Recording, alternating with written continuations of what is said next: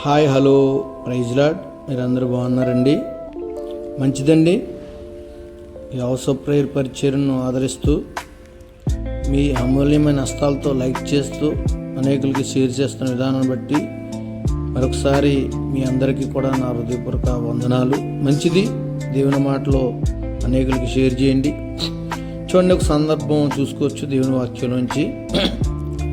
మన జీవితాల్లో సహవాసం అన్నది ఎంత ముఖ్యమన్న దాని గురించి మాట్లాడుకుందాం.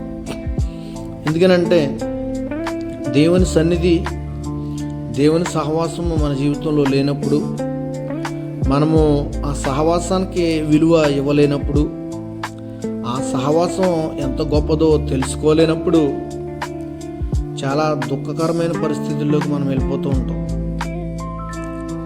న్యాయాధిపతులు ఏలుబడి కాలంలో అబీమెలెకు తరువాత తోల న్యాయకత్వం చేశాడు ఇశ్రాయేల్ పైన.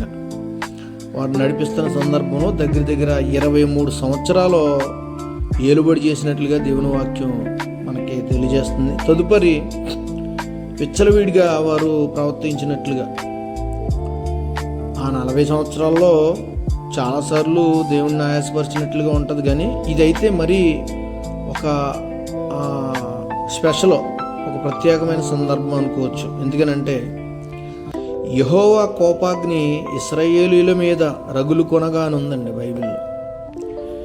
యెహోవా కోపాగ్ని ఎప్పుడు రగులుకుంటుంది అని ఆలోచన చేయగలిగితే, దేవునికి వ్యతిరేకంగా మనం ఆలోచన చేసినప్పుడు, దేవునికి వ్యతిరేకంగా మనం ప్రయాణం చేసినప్పుడు, దేవునికి వ్యతిరేకంగా మనం ప్రవర్తించినప్పుడు, దేవుణ్ణి నిర్లక్ష్యం చేసినప్పుడు, దేవుణ్ణి నెగ్లెక్ట్ చేసినప్పుడు మన జీవితాల్లో చాలా దారుణమైన పరిస్థితుల్లోకి మనము వెళ్ళే అనుభవాలు కనబడతాయి.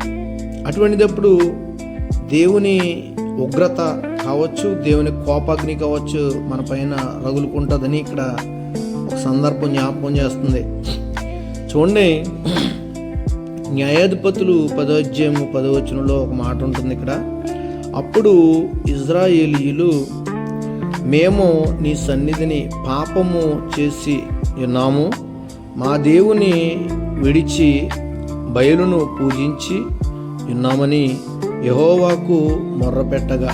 దేవుని స్తోత్రం. చూడండి, ఈ మాట గనక మనం ఆలోచన చేయగలిగితే, ఎన్ని రోజులకి వీళ్ళకి ఈ ఆలోచన కలిగింది, మేము పాపం చేస్తామని ఎన్ని రోజుల తర్వాత ఒప్పుకున్నారో అని ఆలోచన చేయగలిగితే, దేవుని యెహోవా కోపాగ్ని ఇశ్రాయేలీయుల మీద రగులుకున్న తర్వాతంట 18 సంవత్సరాలు వారి శత్రువుల చేతికి వారిని అప్పగించాడంటండి దేవుడు.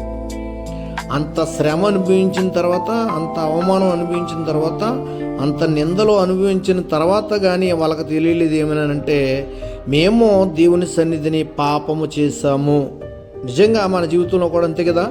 చాలా సందర్భాల్లో దేవుడు అనేకమైన మేళ్ళు, అనేకమైన ఆశీర్వాదాలు, దేవుడు అనేకమైన సార్లు మనల్ని ఆదరించినప్పుడు మనము చాలా సునాయాసంగా దేవుణ్ణి మనం నిర్లక్ష్యం చేస్తూ ఉంటాం.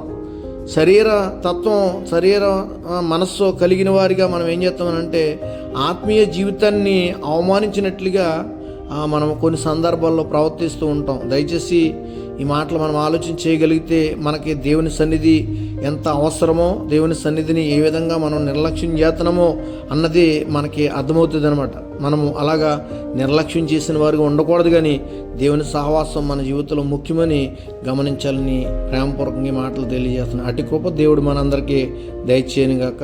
ఆమెన్. Praise lord.